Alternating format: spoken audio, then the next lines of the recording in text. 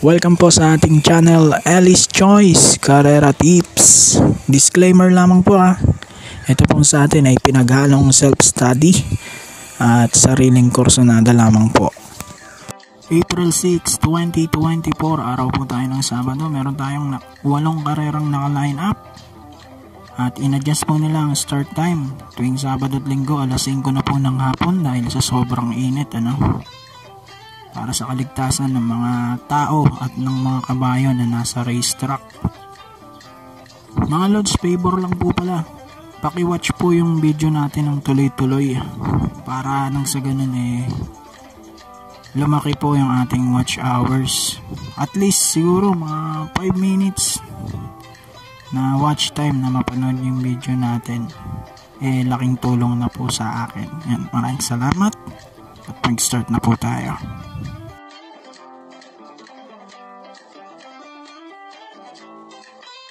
Okay, race number 1. Start tayo ng first pick 5.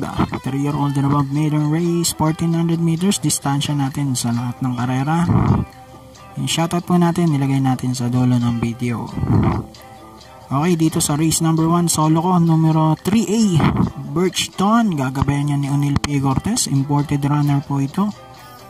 At maganda ang kanyang nubatoran sa 1-2. Nagtala ito ng 112 flat. So tingin ko magaling tong kabayo na to. Tingin kong kalaban na rin yung numero 10 na Dakong Palsib na tumersero to kaya Worshipful Master at Primavera. So solo 3 para sa ating race number 1.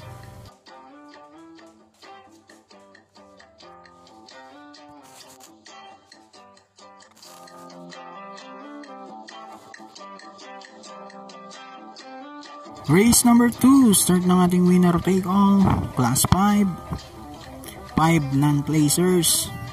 Dito, sosoloin ko na rin tong numero 3, Heaven and Earth. Si Pienso nang gagabay dyan. Tingin ko naman, kumpara dito sa mga kalaban niya, ito yung natitimbang naman ng mga pang-4, pang-5, mga ganun. So, solo ko na to, numero 3, Heaven and Earth.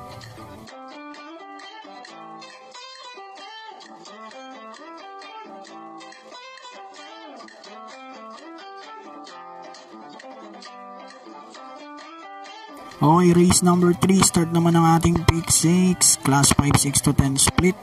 Ito, mahirap na karera din to Maraming may panalo dito. Pero pang primero ko yung 5 Cool Mom. Gagabayan yan ni JB Bakikay. Panigundo ko yung numero 11 Asik Pauls. Gagabayan naman to ni JD King Flores. Nagbabalik from suspension. Kung di ako nagkakamali kay Bohemian to na suspende. Sasama kong third choice yung numero 9 magandang tinakbo nung nakaraan Muntikan pang manalo to, GCT.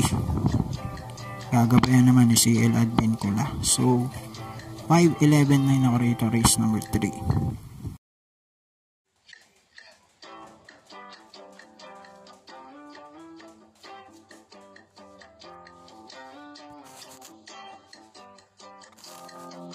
Race number 4 naman tayo. Start ng pangalawang pick 5. Class 4, 16 to 21 split.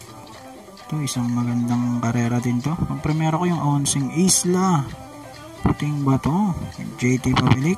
Ang ganda ng kinikilos ng kabayo. Nagbabalik na yata yung husay na ito, 3 dikit na panalo, Panigundo kay numero 3, Matigas. Kaya lang, cambioin na ito, Michael Dioses ngayon. Pero tingin ko naman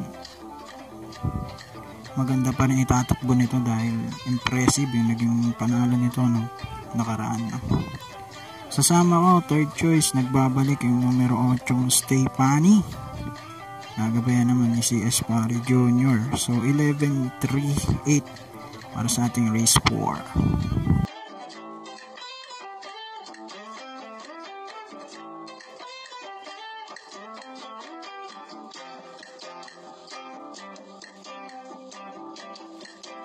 Race number 5 naman po tayo para tingnan ng first pick 5 at start ng pick 4. Class 4, 28 to 33. Full gate po tayo. Pang primero ko yung 2 Queen of the Nile with O'Neil Cortez at 1A Ridgers. Gagabayan naman ni JB Hernandez. Ang ganda ng mga tinakbo nito ng kanilang maiden race, no? At parehas imported pa yan. Panigundo ko yung isa pang imported, pang remate natin, numero 3, Magandang Dilag with JRD Ocampo. Gulat akong nakaraan dito, inuna, no? Talagang nagbaka sakali ng maisahan si Eye in the Sky, kaya lang hindi talaga kaya. Pero tingin ko dito ipariremate to dahil maraming matulin. Third choice ko yung numero 9, World is the Wind, na bumubulusok din to kapag diretsuhan na, no? Gagabayan naman AR Villegas. So 139 ako rito.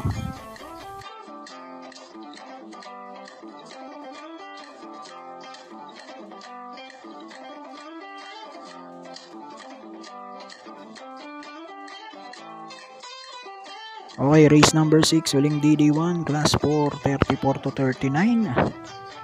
Worshipful Master, no? Mapapalaban agad dito sa mga bigating ding kabayo, no?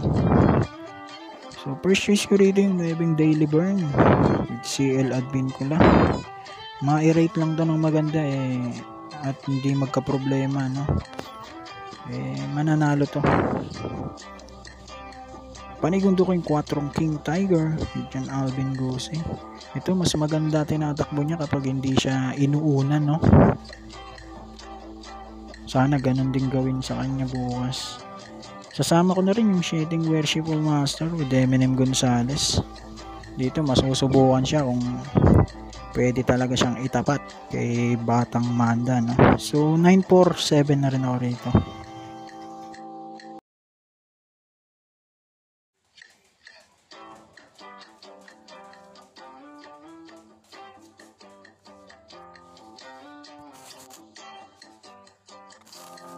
Race number 7, penultimate race na po tayo.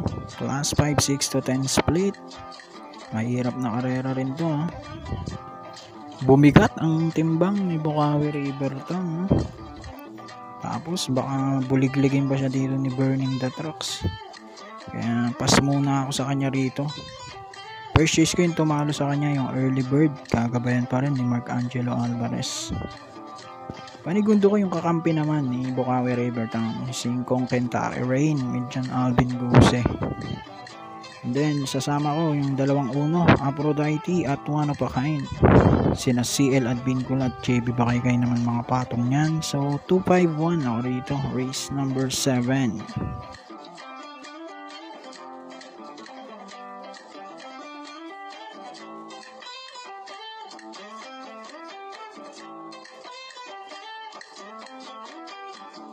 Okay, race 8 na tayo. Uling karera, araw ng Sabado, class 4, 22 to 27 split. Isang magandang karera din. Pampremero ko, Bisyo, magserbisyo, number 5 with JB Bakaykay. Panigundo ko yung numero 2, Go Aidan Go with JB Guerra. Ganda ng tinakbo ng nakaraan na ito. Then, third choice po natin yung numero 2, yung Golden Sunrise with Mark Angelo Alvarez. 5-2-12 para sa ating final race.